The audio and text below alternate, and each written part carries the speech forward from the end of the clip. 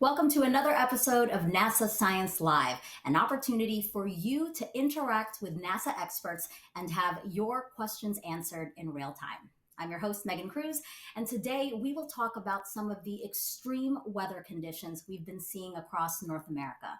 In fact, just hours ago, NASA announced that July 2023 was the hottest month ever recorded on Earth. It was also the hottest July on record, according to NASA's global temperature analysis. If you have questions throughout today's show, you can send them in using the hashtag AskNASA on social media or drop them into the comments section wherever you're watching us today. Now, joining me now are two climate experts to discuss this record-breaking news and explain what we can do moving forward. Dr. Kate Calvin, NASA's Chief Scientist and Senior Climate Advisor, and Dr. Gavin Schmidt, Director of NASA's Goddard Institute for Space Studies. Thank you both for being here. Thank you for having us. Thank you. So again, today NASA announced that July 2023 was the hottest month ever recorded on Earth. We know this and can say this with confidence because of NASA's global temperature record. Gavin, can you explain what this record is and what this July looks like in the context of that bigger picture?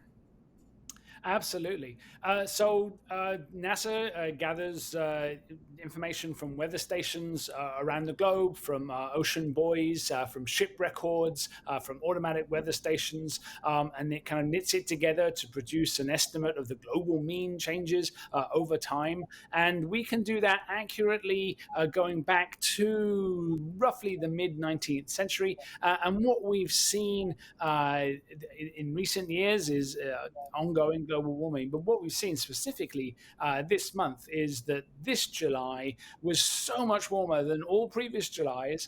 And because July itself is in fact one of the warmest months of the year globally, that means that it was the absolutely warmest month in that whole record, going back at least to the mid-19th century. One of the things that we also do is we can compare that to other estimates of what's going on through what are called reanalyses, which is the weather forecast models, or directly from satellite instruments. And all of those sources of information confirm that July was record anomalously warm across vast swaths of the globe. Yeah, and that graphic we really saw this July spike in comparison to all the other average changes we've seen in the record. How much more is this July that change than other changes we've seen prior? So the margin by which the record was broken was over 0.2 Celsius, which is almost half a degree Fahrenheit, and the uncertainty in one of those numbers is just like 0.08. So the difference between 2023 and 2019, which was the previous record, was hugely significant. Yeah, big difference there. So we know we have the hottest month on record. Kate, how is the rising global average temperature and the climate change manifesting in these different kinds of weather, extreme weather we've been seeing across North America? Yeah, thanks, Megan. So climate change is more than just changes in temperature. There's other changes that we see in the Earth system, things like increases in sea level, declines in Arctic sea ice. We see changes in the water cycle, so you get more heavy precipitation events, heavy rainfalls, and in some regions, more droughts. We also see more extreme events like heat waves or wildfire. For something like a wildfire, climate change can affect both the fuel for fires, so it can dry out vegetation so that there's more that can burn. It can also produce fire weather, so conditions where it's hot, dry, and windy, and they're very conducive to fire.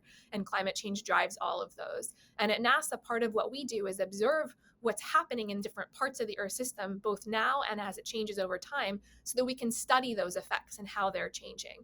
So for something like sea level, we have one satellite or a series of satellites that have been able to show us total sea level, so we can see how much sea level has risen all around the world. But we have other satellites that'll show us some of the contributing factors to that. So we have another set of satellites that have been able to show us changes in the mass of ice sheets. So as ice sheets melt, that water runs off into the ocean and contributes to sea level rise. And we're able to see those effects of climate change and how they're changing over time. So we have a lot of opportunities to track the effects, but then what are the causes, and how has NASA identified those causes? Right. So NASA is keeping track of the causes of climate change too, whether that's changes in greenhouse gas concentrations, changes in the activity of the sun, changes in the stratosphere because of volcanic effects, changes in the natural system, whether there's an El Nino or a La Nina. NASA is looking at all of those different elements as well. Atmospheric pollution, deforestation, all of that comes from NASA data, and then we can integrate that information using climate models, using statistical models to try and piece together what the fingerprints are of any of those different changes, and then fit those fingerprints to the evidence that we have. And when we do that, what we find is that the long-term trends that we're seeing, that you saw in that earlier graph, are all due to human activity. Dominant in that is the role of greenhouse gases, carbon dioxide, methane, CFCs, and there's little roles for all of those other things as well. But the main result from that analysis is that those trends that we're seeing, that are pushing us ever warmer, are really just a function of our increases in greenhouse gas emissions.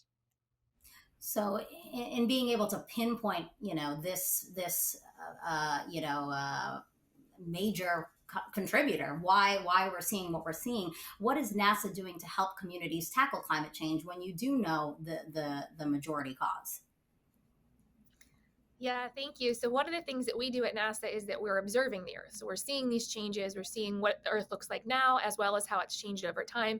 And we provide all that information publicly so that people can use that in their decision making and in their understanding of what's happening in their communities.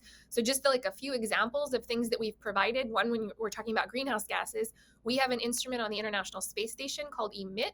EMIT was designed to study mineral dust, which can reflect or absorb sunlight, but it also can identify methane superemitters. And so we're putting that information out publicly so people know where those methane plumes are coming from and can use that. We also have another tool called OpenET that's helping farmers better plan their irrigation. So it can tell how much water is coming off of their crops out of the soils and better plan when to put irrigation back in, and so that their crops will produce better crops going forward. And so we do all that information and make that all publicly available. We're also developing technologies that can help people respond to climate change. So everything from sustainable aviation to we do research in growing crops. Some of that's done on the International Space Station, but has benefits right here on Earth. Yeah, I think it's great that we make that data publicly available so that people can change their actions if there's something that they can do to help curb what we're seeing. So we have a lot of questions already coming in from viewers watching online. Remember, you can submit questions using hashtag AskNASA or posting them in the comments wherever you're watching us today. So if you're ready, guys, the first question is from Emil on Instagram and asks, will these records keep being broken, or is there a maximum of heat possible in global temperature? Yeah. So the bad news is that these records will continue to be broken. We will expect record-breaking August temperatures as well, given the ongoing incipient El Nino event in the tropical Pacific. We expect that records for the rest of 2023 will start to break records too. 2023 might not quite be the warmest year on record, but it'll be very close. And 2024 will very likely be the warmest year on record. That's in the short term. In the longer term, we're going to continue breaking these records as long as we continue to emit greenhouse gases. Perhaps not every year because of the the ups and downs of natural variability. But what we will see is that every few years we will be getting new record temperatures being set. Now, is there an absolute maximum? That's a little bit hard to say. I think if you look at the other planets in the solar system, particularly Venus, it might be that maximum temperature is extremely uncomfortable for humanity and indeed all life. So unfortunately, there's no global thermostat that is going to suddenly come and make this all go away. Sorry. Yeah, and just to add to that, so there is a science community that looks a lot at projecting climate change into the future, and Gavin and I have both done a lot of work in that. And really, what you find from all of that work is that future warming depends on future emissions, and so they can look at how much warmer it'll get in the future. But there's a lot of options there because it depends on how much we emit between now and that point in the future. Thank you both for those answers. The next question comes from at the side of the sun on X and asks, why not just release actual temperatures rather than temp anomaly on the y-axis? That's a great question. So what is it that we're doing here? We're putting together an estimate of the global mean. Now, there's no one measurement that is the global mean temperature. You can't get that from space. You can't get that from a single station. And so when you want to look at what's happening at the globe altogether, you have to put together a lot of different raw data. So you can go and download the raw data that goes into these calculations. In fact, you can download all the code and you can just do the calculation yourself. And feel free to scoop us next month. But we're using the raw data and then we're just kind of stitching it together statistically to get a best estimate of what the global mean change is. And it's important to know what the uncertainties are in these things. So for the annual mean, it's around 5/100ths of a degree for the annual. For a monthly mean like this, it's about 8/100ths of a degree uncertainty because of that stitching process. And you can check whether different methods give you a different answer, and unfortunately they don't. So whether you look at the weather models, whether you look at the satellite data or the atmospheric temperature data or other people's methodologies, all of those things are lined up and are saying that July 2023 was record-breakingly warm. John Weigel on Instagram asks, how are scientists able to estimate climates thousands of years ago? Well, I might as well take that as well. So the instrumental record, as you could see in that graph, went back to roughly the mid-19th century. Our information about climates beyond that rely on what are called proxy records. So these are things like ice cores or tree rings or cave records or ocean sediments where there's some geophysical or biological factor that responds to the climate.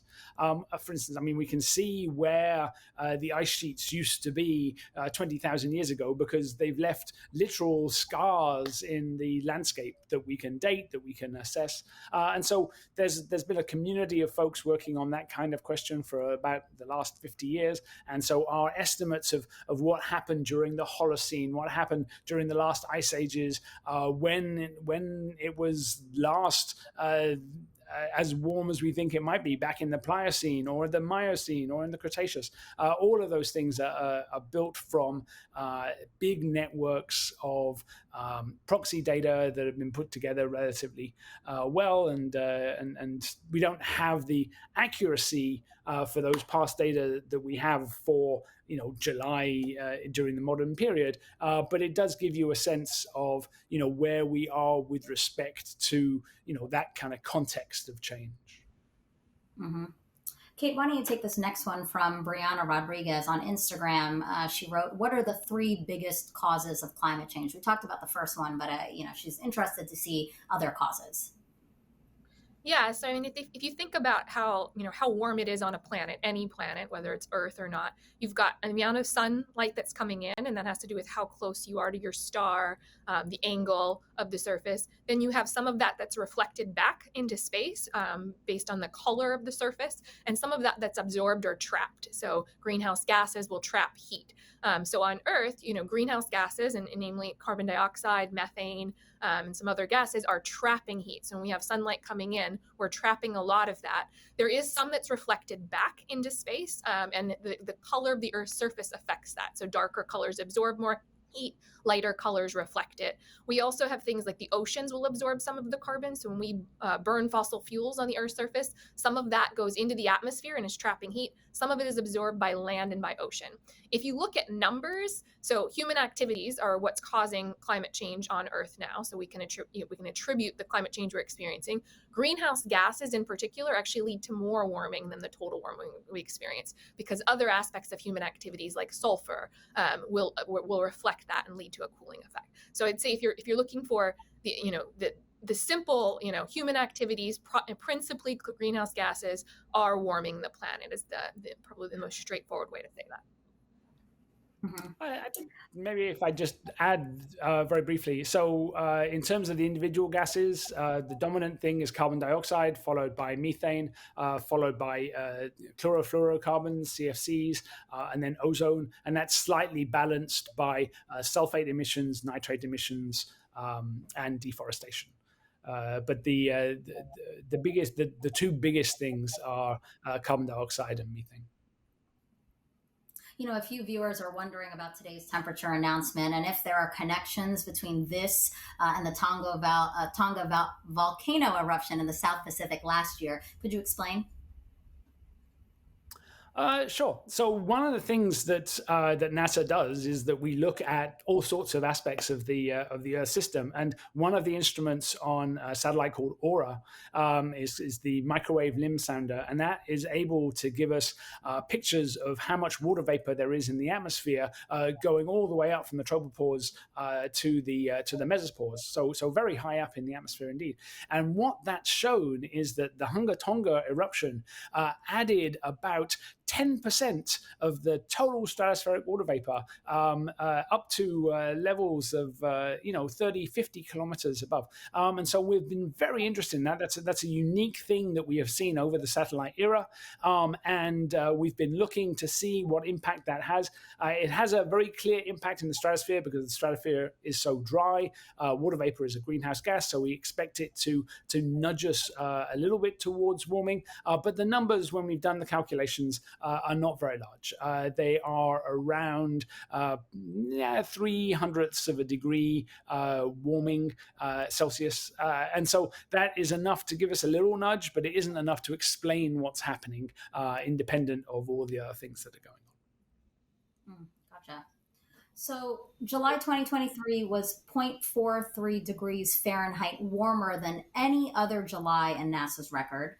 Laurel Darrow on Facebook asks, is that even statistically significant?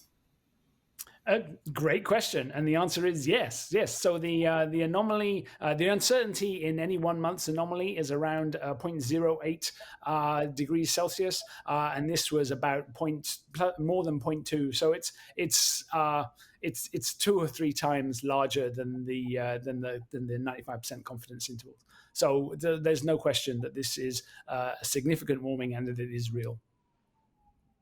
Right. El May on YouTube asks, has El Nino affected temperatures this summer? Do you want to take that one just for... Sure, just to mix it up. So in general, El Nino leads to warmer temperature in global average temperatures than La Nina. So 2022 was a La Nina year. It was tied for the 5th warmest on record. It was the warmest La Nina year yet. We are now entering into El Nino, but it's still early. So the warming that we're seeing now is greenhouse gas driven predominantly. Yeah, I mean, we're seeing the El Nino effects in the maps. If you bring up the map, you can see the band of red across the eastern tropical Pacific, and so that's adding to the temperatures. But the larger impacts of El Nino generally take a few months to manifest, and as El Nino builds, we expect that that's going to have more of an impact kind of early in 2024. JS on YouTube asks, what about all these super strong storms around the globe? Will worldwide storms continue to get stronger? So climate change does manifest itself in beyond just temperatures, and it does drive, for some impacts, increased frequency, for others, increases in intensity, and for some types of impacts, both. So for something like a hurricane, what we're seeing is more intense storms. So higher proportion of storms are categories 3 through 5.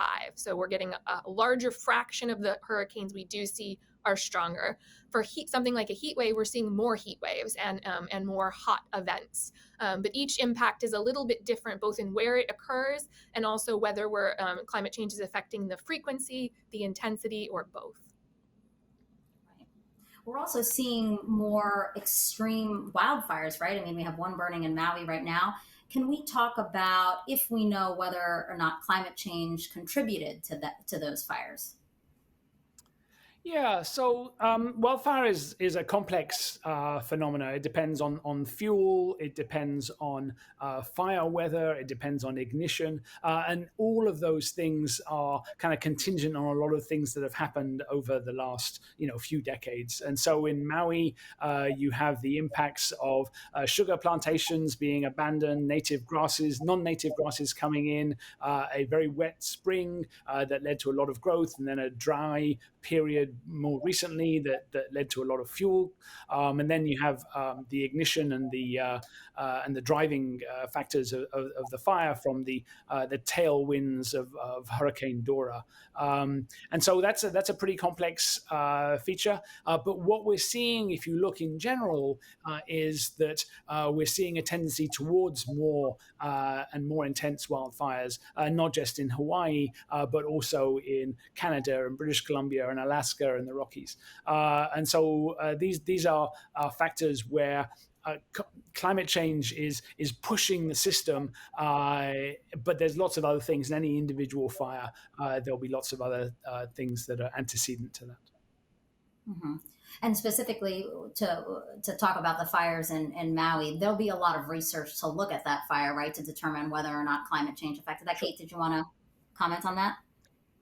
Yeah, I think, as scientists, and particularly the climate science community, whenever we see an event, we look into what is causing it, what do we know, we look at all the observations we have, whether they're from NASA, from others, and there are people that spend quite a bit of time looking at each of the different antecedents that Gavin mentioned and understanding those contributions, that we better understand both that event, but also that helps us better understand future events. Gotcha. Kate, while I still have you, Goose Turtle on YouTube asks, how many satellites are in orbit monitoring climate change? Oh, that's a great question. So NASA has more than 24 satellites and instruments in orbit, including several on the International Space Station. So this is an animation of those right now, and we're continuing to add to that fleet. So we launched a set of 4 CubeSats recently that are looking at hurricanes. We also launched another satellite looking at air quality just this spring. But those are just the NASA satellites. So there are also other satellites monitoring the Earth and contributing to research on climate change from partners in other space agencies like European Space Agency, and a lot of that data is available and we can use it. There's also now commercial satellites that are helping contribute to monitoring of the Earth. And at NASA scientists have access to some of that information and can use that in their science. Perfect. These questions are really great. We'd love for you to keep sending them in. Again, you want to use hashtag AskNASA on the social media platform or wherever you're watching us today. We'll be back with our guests to answer those questions. But first, have you wondered, is climate change the same as global warming? Let's ask NASA atmospheric scientist, Dr. Yolanda Shea.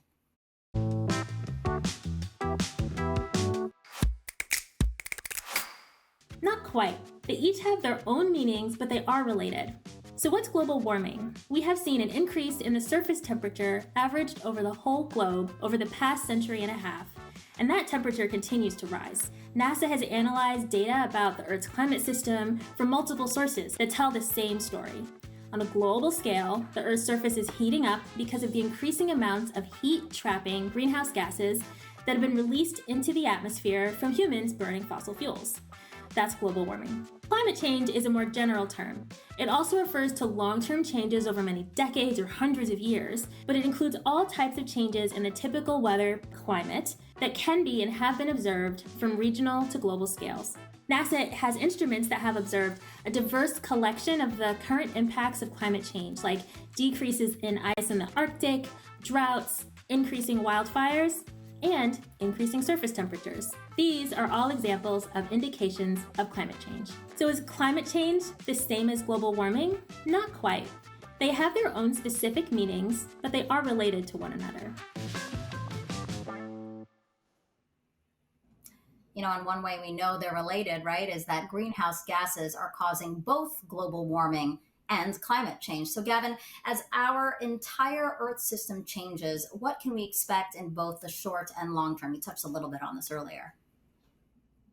Right. So right now we have a lot of factors that are kind of pushing us towards warmer temperatures. We got the El Nino. We perhaps have the volcano. There's some changes in marine aerosols. Those things are kind of adding to it. That will that won't all continue on at the same level, and so after the next couple of years, we'll expect probably a slightly cooler year. But the long-term trends are going to keep on going until we stop emitting greenhouse gases, and particularly until we stop emitting carbon dioxide. At that point, the global warming at the surface will basically stop, which is great news. That means that we are in control of what's going to happen. Some of the other things, sea level rise, that's a lagging indicator, so that will continue to rise, though at a less accelerated pace. And so we can continue to expect those things. In a few years, we're going to have this same NASA Live thing, and we'll be telling you about how much warmer 2027 was than 2023. And I have been doing this for a while now. And I just want to make one thing very, very clear, that we take no joy in being able to predict these things. Normally scientists, we're supposed to be happy that we've understood something from the universe and that we've made predictions and our predictions come true. And we're supposed to say, yay, how clever are we? But these are predictions that we've been making since the 1980s. And as they've come true, and as we've seen, not quite the worst case scenarios, but pretty bad case scenarios eventuate, we're not happy. We would much rather have been wrong. And so, as a scientist and also as a human being, these questions are troubling. I don't want to tell people what's going to happen, but I have to, right? Because this is what science is all about. But we take no joy in having our predictions come to fruition.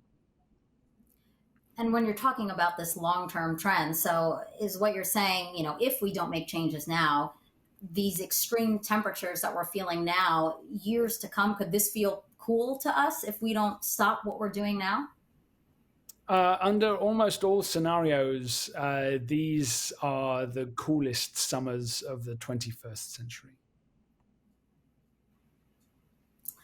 Thank you, Gavin, for that. And for your explanation again about, not taking joy in this. We're here NASA is here to share the information so that hopefully it can drive change, right? So let's get to more of some of your great questions that you're asking online. Remember, keep sending them in using the hashtag AskNASA. Okay, so Mr. and Mrs. Smith on YouTube asks, have you seen a correlation yet between July's record temperature and the glacial melts? Kate, do you want to take that one? So I think in general, what we see is that, with warming temperatures, we are seeing declines in glaciers and changes in the mass of ice sheets and that water, some of the Greenland and Antarctic ice sheet. We have satellites that have been measuring and monitoring that for more than 20 years. And so we can see those declines. We know that water is running into the ocean and contributing to sea level rise. So we know that general trend. I think, July just happened. So as scientists, we'll still look at exactly what the effect of 1 month is on that. But we know overall that climate change and increases in average temperature are affecting ice sheets, and that is affecting sea level rise. Yeah, I mean, people are tracking glacial mass balance, so mountain glaciers particularly, and year on year, we're seeing losses to mountain glaciers, whether that's in Glacier National Park, in the Rockies, in the Andes, in the Himalayas. We're seeing decreases in that. You can go back to old photographs and compare them to what you can see now, and we're seeing retreat almost everywhere we look. So 1 month yes, that's going to add to the melt, but year on year, the overall warming is very clearly having a negative impact on mountain glaciers. On Facebook, Sydney Alston asks, does the fact that the sun is in the solar maximum cycle have anything to do with the continuous record-breaking heat? Great question, and no is the answer. So we're kind of moving into the solar maximum, and that would be expected to warm the planet a little bit. Roughly speaking, you get about 0.05 Celsius, maybe 0.08 Celsius from solar minimum to solar maximum, lagged by a few years because it takes a while for the oceans to catch up with the cycle. So there's a small lag. Where we are in the cycle right now, we're not really expecting anything other than a few hundredths of a degree Celsius. So it's kind of nudging us towards a warmer climate, in a cyclical way, but it isn't either driving the long-term trends or the scale of the anomaly that we're seeing this month. Lots of great questions coming in on Facebook. This one's from Sofia Barriga. How much longer do we have to stop greenhouse gases being emitted by humans or to reduce pollution? Yeah, I can take that one. I mean, I think the question is, how much warmer it gets depends on how much more we emit going forward. And so that, warming will stop when we reach what's called net zero carbon dioxide. So when the amount of carbon dioxide we're emitting is counterbalanced by anything that we're taking out, then you'll stop the warming from carbon dioxide. How much warmer we get at that point depends on how much more we emit until we get there. So there's, the amount of future emissions dictate the amount of future warming. We are, 2022 was about 1.1 degrees Celsius above the late 19th century average. And you've probably heard people talk about things like 1.5 degrees Celsius or 2 degrees Celsius as commonly discussed targets or goals. The expectations would be that, with continued emissions and current trends, we would be pushing towards 1.5 degrees in the near term. Manav on YouTube asks, are we seeing a shift in seasons in terms of time of the year they happen? Yes, we are. So in the Northern Hemisphere, we're seeing earlier springs, and we're not seeing the depths of winter that we were getting 100 years ago. And so that's shifting the timing of, leaf out, growing seasons, but also pests and insects and lake freeze and ice out. So it has kind of complicated effects on growing patterns. But yes, I mean, where we have the data to examine that, we are seeing shifts in the seasonal cycle as well. Wow, so many different effects. And these questions are great. Again, just like really getting into how much we're being affected, right, by global warming and climate change. So again, thank you for all these questions. The next one is Colleen on YouTube, and she asks, what is creating the increase in methane in our atmosphere? Kate, if you want to take that, or? I'll start. Methane has a number of different sources. So some of the sources of methane are things like leaky oil and gas pipes. So as oil and gas will leak methane out into the atmosphere. All other sources include livestock, wetlands, rice, and the different sources around the world. This animation is showing atmospheric methane, and you can see the darker colors are where it's predominantly coming off of. But there are different sources in different parts of the world that are contributing to atmospheric methane. Yeah, so atmospheric methane has more than doubled in concentration since the pre-industrial, and in the last decade has accelerated again. We're not really sure where that extra methane has come from. We think some of it is agricultural. We think some of it is a feedback, particularly from tropical wetlands. As they get warmer, they emit more methane into the atmosphere. So that's a feedback. It's an amplifying feedback on the system. But we're still emitting a lot of methane from human activities. And one of the targets that people have looked looked at is whether we can reduce methane emissions, for instance, that have been leaks that have been identified from the EMIT satellite that was mentioned earlier on. Can we reduce the human contributions to methane to kind of bring that down? And I think that, personally, I think that's a good target for us to be working towards. But there's a lot of very diverse sources, and so.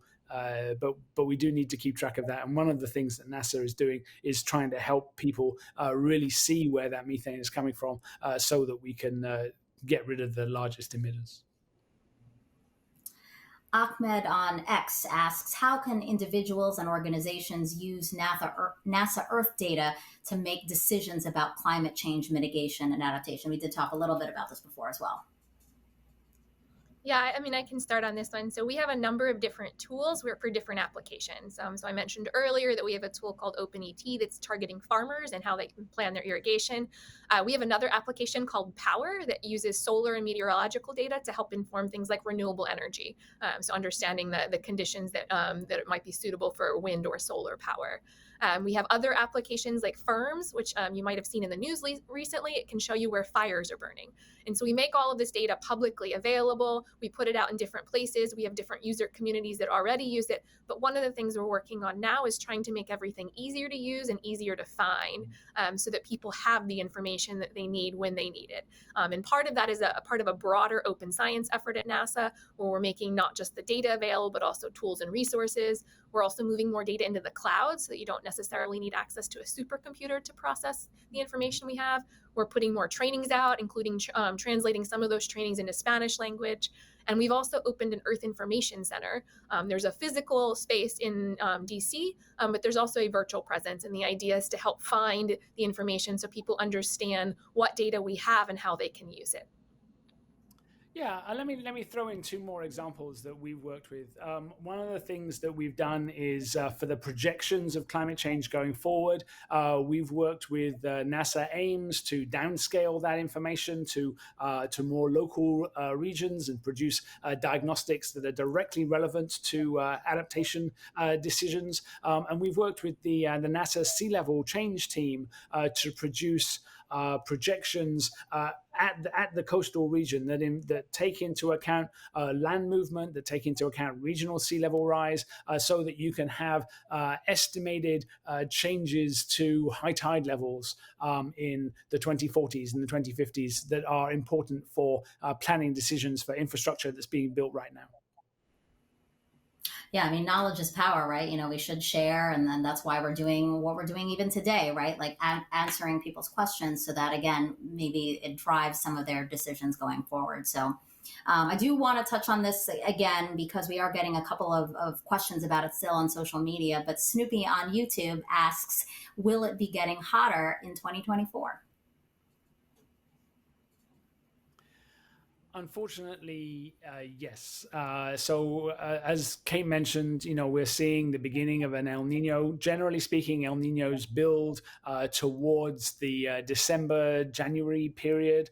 And so we are expecting that that event will build over the next few months. And then there's a kind of a lag from what's happening directly in the Pacific to what's happening in the rest of the globe for various relatively complicated reasons. But the net effect is that when you start a year with an El Nino event, that year is generally above the trend line. And so we would be anticipating that 2024 would indeed be a record warm year, much like 2020, 2016, before that 2010, 2005, 1998. So this pattern has repeated itself multiple times. So we can say with quite some confidence that barring any other events such as a really big tropical volcanic eruption, we would anticipate that 2024 would be the warmest year on record as well. Mm-hmm. I remember reading that these last 9 years, right, are the hottest collectively on record as well. Can you speak a little bit to that, Kate? Just again to really show the trends we're seeing here. Yeah, there's a long-term trend of increasing temperatures driven by greenhouse gases. We talked about that a little bit earlier, that things like carbon dioxide and methane, as they accumulate in the atmosphere, they're trapping heat.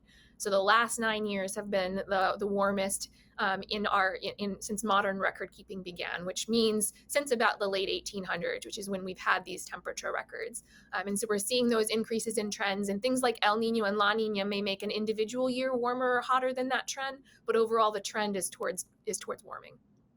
Yeah, I think I can predict what their headline is going to be at the end of the year, and it's going to be the last 10 years of the 10-year warmest years on record. Yeah. All right, guys, keep sending in those questions again. Great. We love the interaction. We love that you're taking the time to chat with Kate and Gavin here. So please continue using the hashtag AskNASA, and we'll be back with our guests to answer some of those in just a few minutes. But first, if you live on the East Coast, you've probably noticed poor air quality during the past few months because of wildfires in Canada. In general, the air across the entire United States is cleaner than ever, but there's still a lot more we can be doing.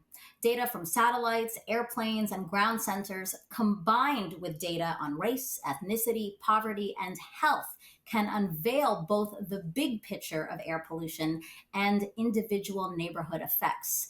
Let's take a look at how this information is helping community leaders and other decision makers in Washington, D.C. Take a deep breath. That very same air that's filling your lungs is full of millions of fine particles. Some so small that they can penetrate deep into your lungs and into your bloodstream. Right now, you are standing near the heart of Washington, D.C. Air pollution where you're standing has declined by 50% in the last 2 decades. And by no means is this by coincidence. Along with ground-based observations and field campaigns, NASA uses sensors aboard satellites and aircraft to obtain measurements of nitrogen dioxide, sulfur dioxide, and other pollutants near cities, suburbs, and major transportation systems. Because you can't fix what you can't measure.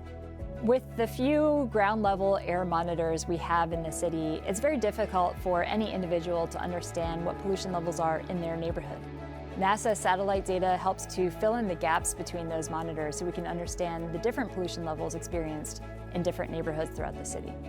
When coupled with socioeconomic data about race, ethnicity, poverty, and health, air quality observations help identify environmental challenges that disproportionately impact specific communities, and underline how much more work there is to be done to minimize pollutant exposure for vulnerable populations.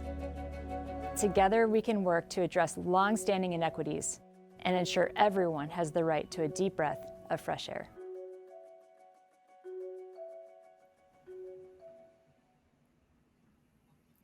So let's dig a little bit deeper here. Kate, how is NASA data helping to give us that fuller, more detailed picture of air quality across the U.S., and why is it so important, really, to even drill down to those neighborhood levels? Yeah, thanks. And so as you saw in the video, some of the things we're doing is we're able to monitor air quality from space. So on the surface, we have these surface monitors, but they tend to be sparse. They're only where you put them. And one of the nice things about from space is we can see all of the Earth with many of our satellites. With others, we can see very high frequency measurements. And that gives us more information about what's happening. And that can be used to help people. So in addition to this, the information that was provided in that video, we've also just recently launched a new satellite called Tempo.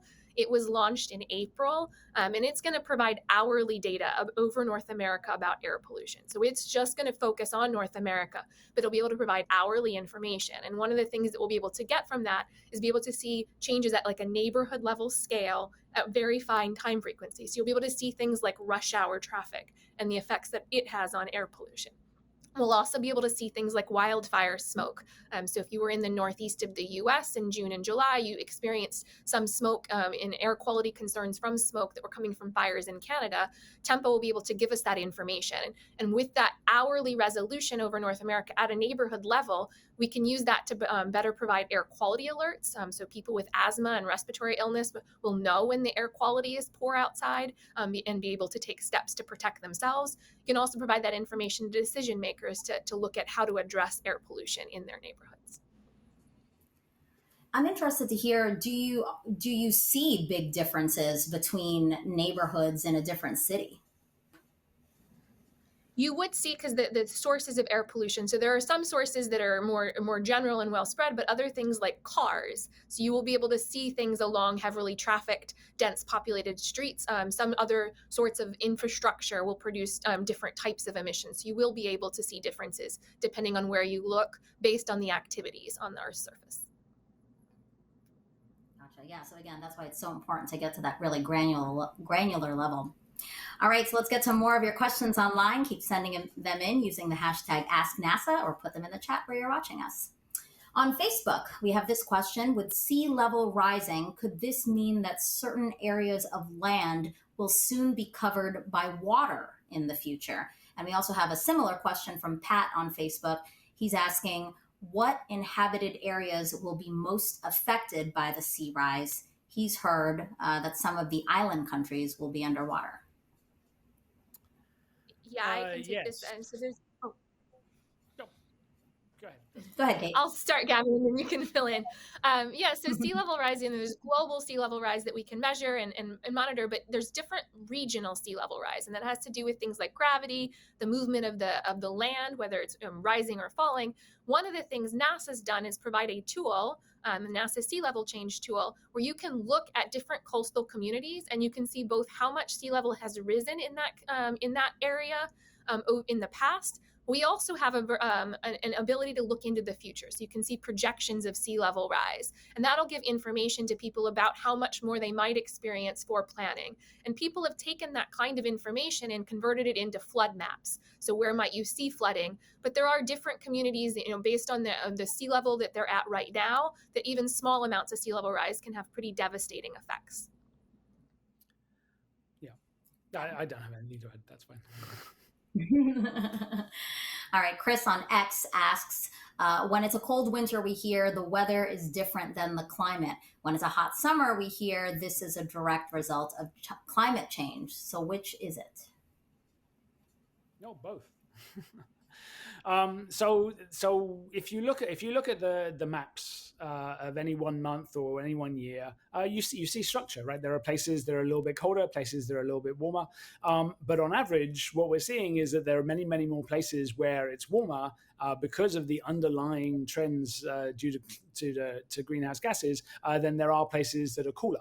So if you look at the map for July, there's a little slightly cooler patch in the Midwest and in Northern Europe. And some parts of Antarctica, but pretty much everywhere else is bright red, right? So the area that you're seeing, the increase in the amount of red on the map is a function of global warming, and so you still get weather, right? Weather hasn't gone away, but we're moving up, right? So the whole thing is kind of shifting towards those warmer temperatures. So there is a contribution to the July temperatures that will be just the weather, right? So there may be some aspects of, for instance, the North Atlantic temperatures that are contingent on just the pattern of weather that they've seen over the last year, but the overall trend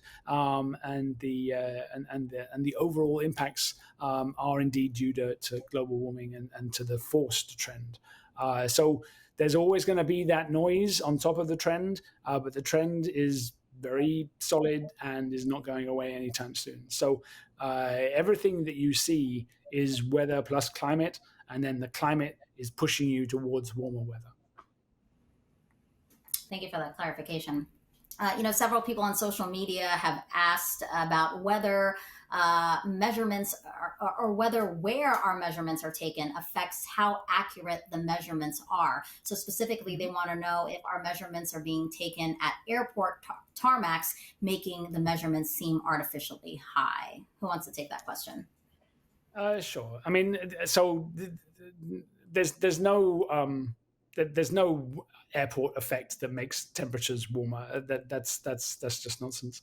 We do use greenfield sites. There's been a lot of inner city sites that have been affected by urban heating. They've been moved mostly out of the cities so that we're not including the urban heating, which is a local effect, in those global averages. And then we can evaluate how well we're doing at getting rid of those local effects by looking at the satellite data, right? If you look at the maps of the satellite data, that has no issue with where the stations are. It's everywhere. You see the same patterns. And so what we're seeing, the records that we're seeing broken, the trends that we're seeing, they're not a function of issues with local temperature stations. Right. Just You to guys add are to what looking- Gavin said, and I think this is an important point that he's mentioning, is that we don't just use one way of observing or one way of understanding the Earth. Scientists are using multiple ways. So he's just talked about both surface stations and looking at satellite. They both show the same trends. We've also used models. So he talked about reanalysis. That's using weather models to understand the past. And so we use all of those because we want to make sure that we really understand what's happening. And when we see the exact same effect in multiple ways, that gives us much more confidence in it. Right, and there's different ways of processing this data. You know, you can say, okay, well, let me eliminate these dubious stations. Let me not make any corrections. But every time you do that, you basically just get the same answer. And so there's multiple products. You know, there's a product from Berkeley Earth that has a totally independent way of dealing with some of these non-climatic impacts in the weather stations. Comes up with exactly the same trends and anomalies.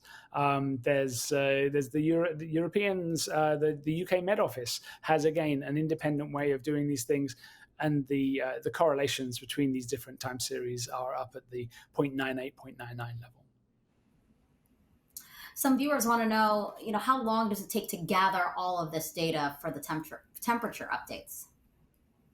Yeah, so what we use, different national weather services produce different kinds of data that's used in different products. So they have daily data that they put out, the SYNOP data, which goes into the weather forecasts, and then at the end of every month they put out a monthly summary for each of their different stations. And so the data that NASA and NOAA are using is that monthly summary data, whereas the reanalysis and the weather forecasts use the daily data, and so they're a little bit different, and they have a little bit more information in the daily data, but we just use the monthly summaries, and so that takes a few days after the end of the month to come through.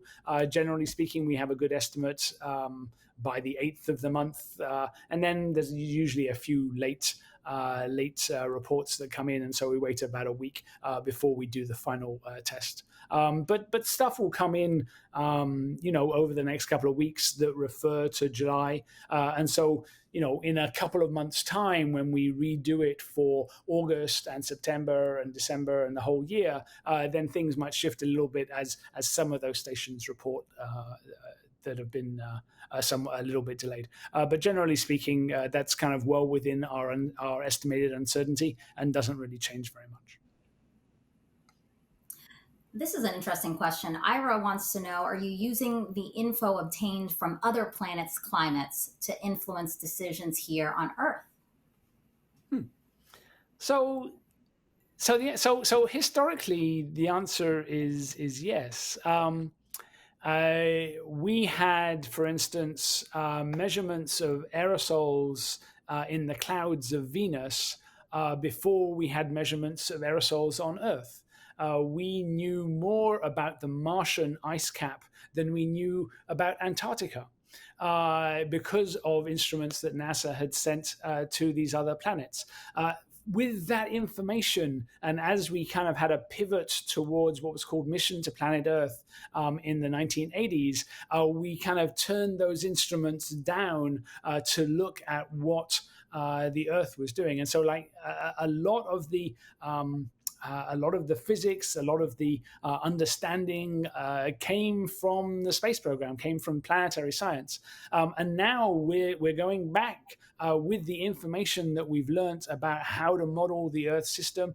We are now applying that to the history of solar system planets through the history of the solar system, or to newly discovered exoplanets around different stars. What kind of climate are they going to have? How are they going to be? Are they going to be in the habitable zone for their particular star? And so we've seen, and I think this is one of the great things about NASA. We've seen this continuous interplay between planetary science, astronomy, earth science, the instrumental, the technology, and it all kind of comes together and plays off each other. So absolutely, we have used that information.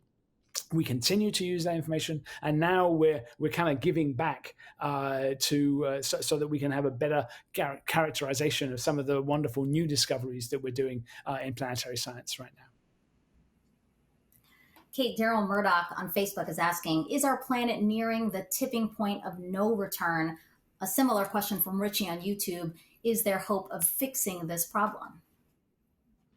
So tipping point has a very precise meaning in science, but what I think they're getting at is, will it be different, and I think there, what the future looks like depends on the actions that people around the world take. So future warming depends on future emissions. We know how to limit warming. We know that reaching net zero carbon dioxide will limit warming. We also have technologies available today that can reduce emissions. Some of those are developed by NASA in terms of aviation, some developed by other agencies or other countries. And we have that available, we have those options available now. And so we understand what's driving climate change. We understand what will influence in the future. Perhaps the questioner is getting at the idea is, are things out of control? Are the feedbacks and the amplifying factors going to be so large that we can no longer control what's happening, and that it's out of our hands?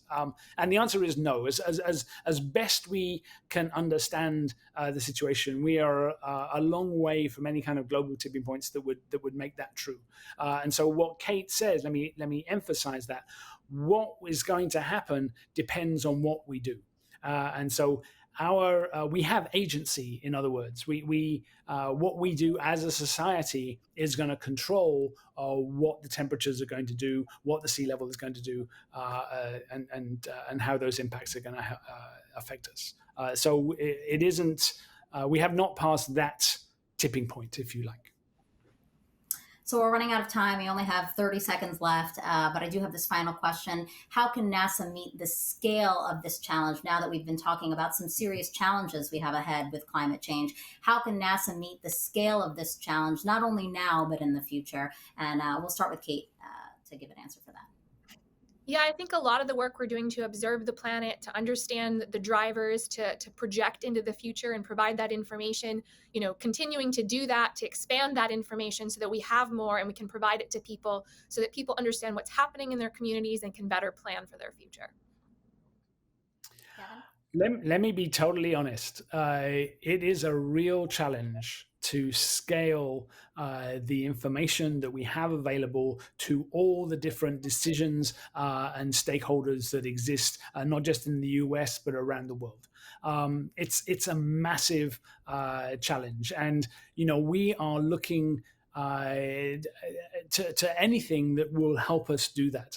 We're looking towards artificial intelligence and machine learning. We're looking towards cloud computing. We're looking towards distributed systems. We're looking towards better visualizations. We're trying everything that we can to make that happen. And we aren't quite there yet. I think Kate would probably agree with this. We have some ways to go, but it is definitely the direction in which we are wanting to go. And anybody that has ideas or facilities or ways in which they can help that effort, we are absolutely willing to listen to that and work with folks all across the spectrum. Dr. Calvin, Dr. Smith, thank you so much for chatting with me and everyone who sent in questions today. It was really helpful. And again, when we are thinking about the future, it really starts with having this conversation, discussing what the science is showing us, and moving forward in a thoughtful way. So thank you both. Thank you. Thank you.